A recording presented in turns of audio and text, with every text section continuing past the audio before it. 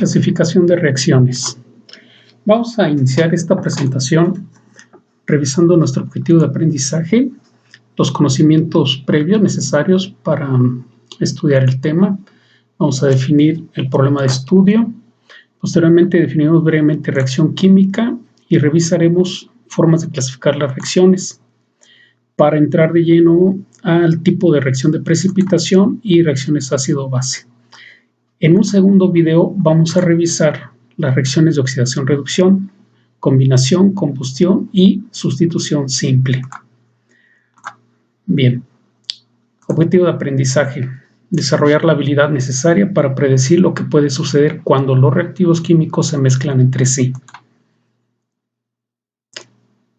Para el estudio de este tema necesitamos saber conceptos básicos de estructura atómica, enlace químico e interacciones moleculares. Asimismo, tener bases de nomenclatura química, principalmente de compuestos inorgánicos, su clasificación como óxidos, hidróxidos, ácidos, hidruros y sales. En esta imagen observamos dos cambios de la materia. La pregunta es, ¿cuál de los cambios es un cambio químico? Como ven, aquí estamos observando una representación de la fusión del agua sólida y aquí la corrosión de un metal. Con base a lo que hemos revisado en el curso, bueno, podríamos adelantar que la corrosión de los metales es un cambio químico, pero con base a qué elementos podríamos realizar esa afirmación. ¿Qué pruebas tenemos de que está ocurriendo un cambio químico? Entonces, bueno, las evidencias que demuestran que las sustancias o presencia de sustancias diferentes antes y después del cambio químico podría ser, en su opinión, pues una prueba de que está ocurriendo una reacción química. Veamos el siguiente ejemplo. Vamos a hacer reaccionar mercurio y aluminio. Observen este breve video. Es una viga, un perfil de aluminio y en la parte superior se derramó mercurio. Observen la transformación evidente que está ocurriendo en la superficie del aluminio. Bien, con base a los cambios observados, ¿podrías predecir qué sucederá si ponemos en contacto a un nuevo par de metales? Por ejemplo, aluminio líquido y hierro.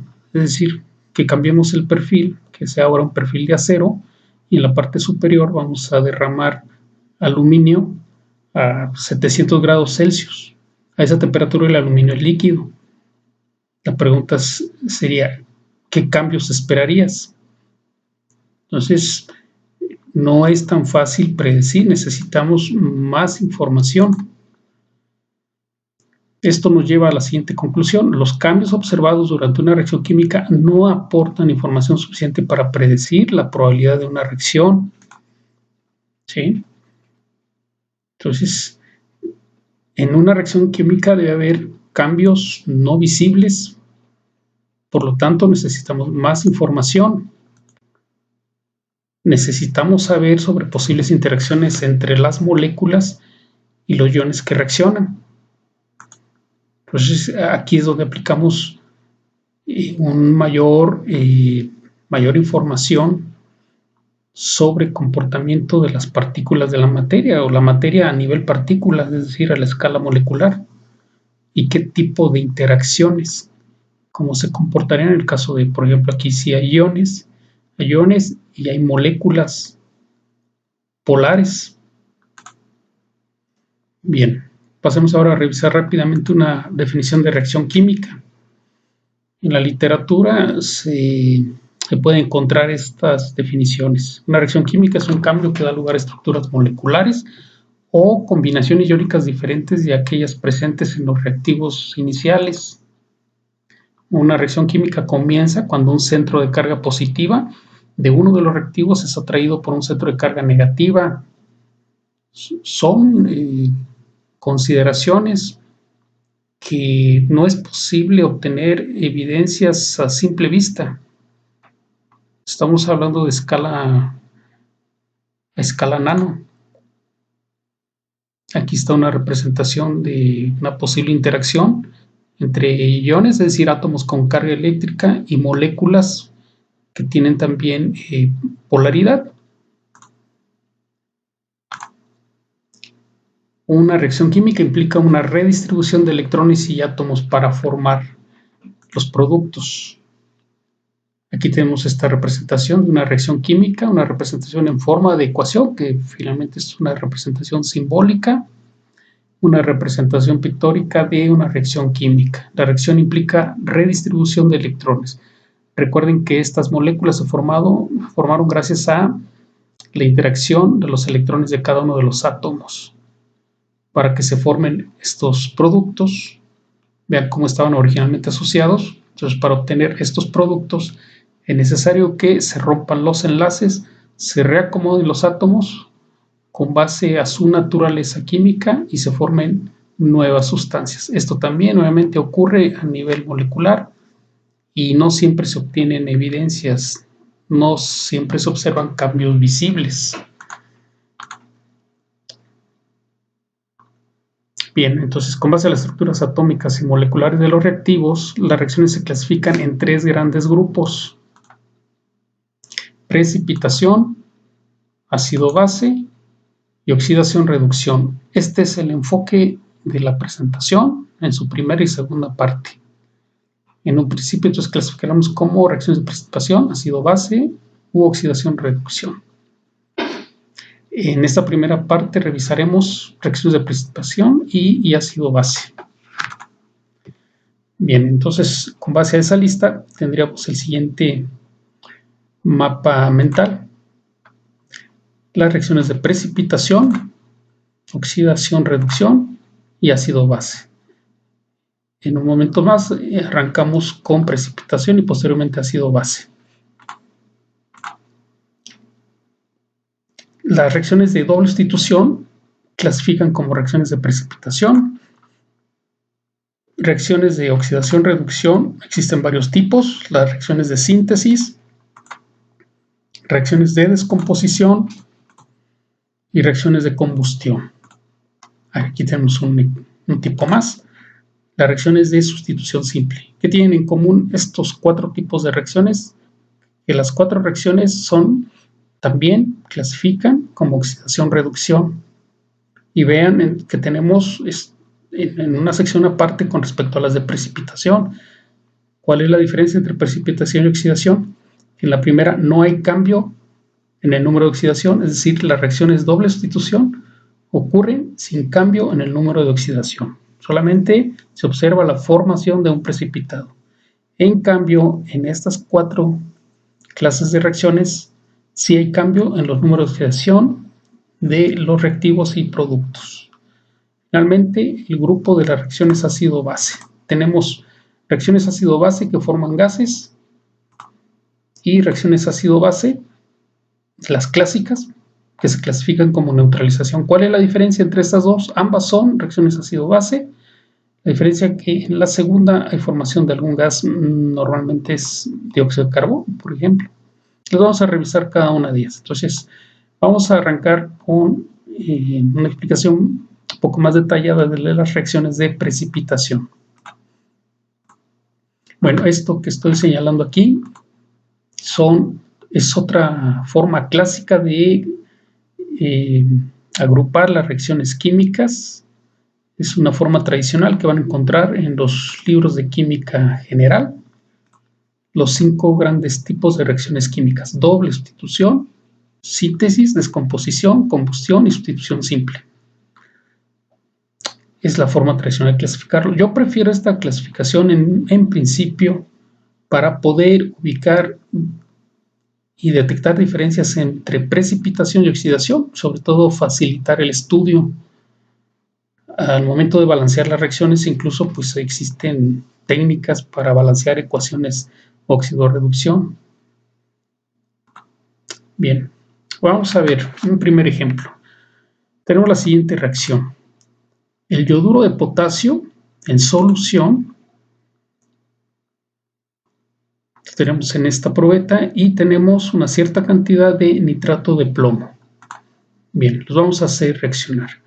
Aquí vamos entonces a transferir cierta cantidad del yoduro de potasio al nitrato de plomo. Observen, en la diapositiva anterior se observa que son disoluciones y está ausente el color. Son dos soluciones incoloras. Pero vean lo que sucede al momento de poner en contacto una con otra. Al instante aparece, pues más que coloración, se está formando de manera muy rápida una gran cantidad de un sólido muy fino. ¿Sí? Podemos agitar y tal vez pareciera que la reacción terminó, pero este sólido ya no se disuelve.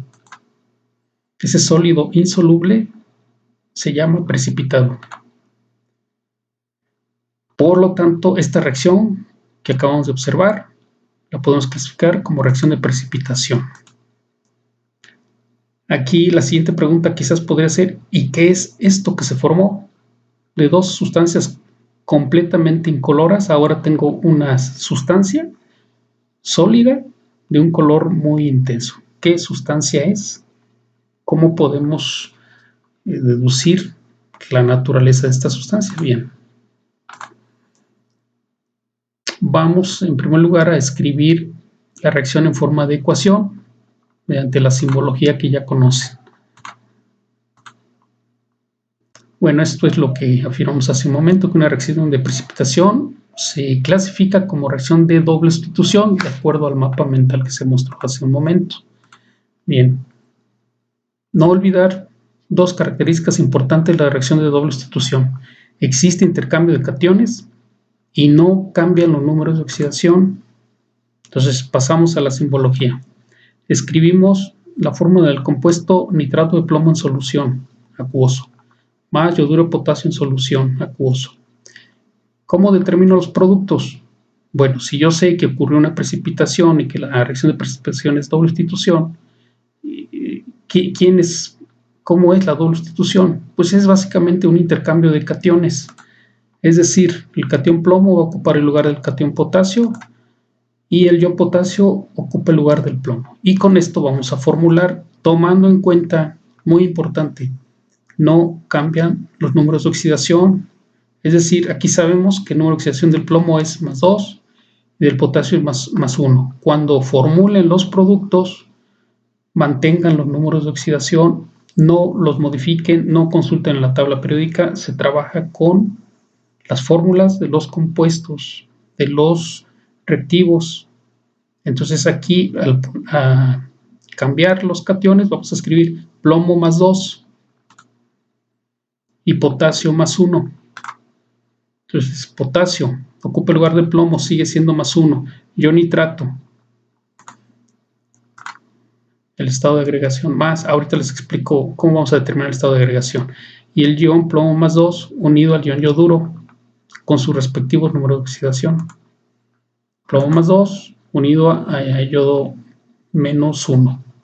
Luego, siguiente paso, nuestras fórmulas deben ser eléctricamente neutras. Entonces hay que obtener cada una de las fórmulas de los compuestos que sean la suma de las cargas que nos dé 0. Entonces, bueno, aquí tenemos más 1 y menos 1. Esta fórmula ya es neutra, no hay problema. Siguiente fórmula, tenemos plomo más 2 y el yoduro es menos 1, al igual que aquí, no cambió su número. Por lo tanto, necesito 2 yoduros, para que mi fórmula sea neutra. Sería 2 por menos 1, menos 2, más 2, 0, 0. Último paso, balancear la ecuación. Aquí observan que tenemos 2 iones nitrato. Por eso escribí aquí el coeficiente 2, porque son 2 iones nitrato, es decir, 2 cargas negativas. Como tengo aquí una sola molécula con carga negativa, necesito un coeficiente 2. Prohibido agregar el 2 acá, debe ser como coeficiente. Bien, esto provocó que los potasios se desbalancearan. Ahora son 2 potasios y uno del lado izquierdo de la flecha, entonces son 2. Esto es importante. debe haberlo marcado aquí en color. Escribí sólido yoduro de plomo 2, sólido. ¿Cómo llegué a esta conclusión? Es necesario que tengan a la mano las reglas de solubilidad. Bien, aquí están las reglas de solubilidad, son 8. La primera regla dice que aplica iones litio, sodio, potasio y amonio. La regla dice que todos los elementos del grupo 1A y los compuestos de amonio son solubles. Bien, vamos a ver qué tenemos aquí en nuestra es potasio y nitrato. Vamos a buscar una regla para ellos. Potasio y los nitratos, bueno, todos los compuestos, las soluciones que contienen iones de potasio son solubles. Y los nitratos lo tenemos aquí en la regla 2. Acetatos y nitratos son solubles. Por eso llegamos a la conclusión que este compuesto en realidad aparece disociado, no así en forma de compuesto iónico, sino que está completamente disociado por sus propiedades. Ahora analicemos plomo más 2 y yoduro. Acá para yoduro dice que son solubles, pues sí, porque incluso aquí permanecía soluble el yoduro, pero ahora el yoduro ya se encontró con iones plomo. Entonces hay que ver iones plomo. ¿Dónde está plomo? Déjeme ver. Es el yoduro de plomo. Hay que ver excepciones. Sí, aquí están. Son solubles. Para plomo, yo creo que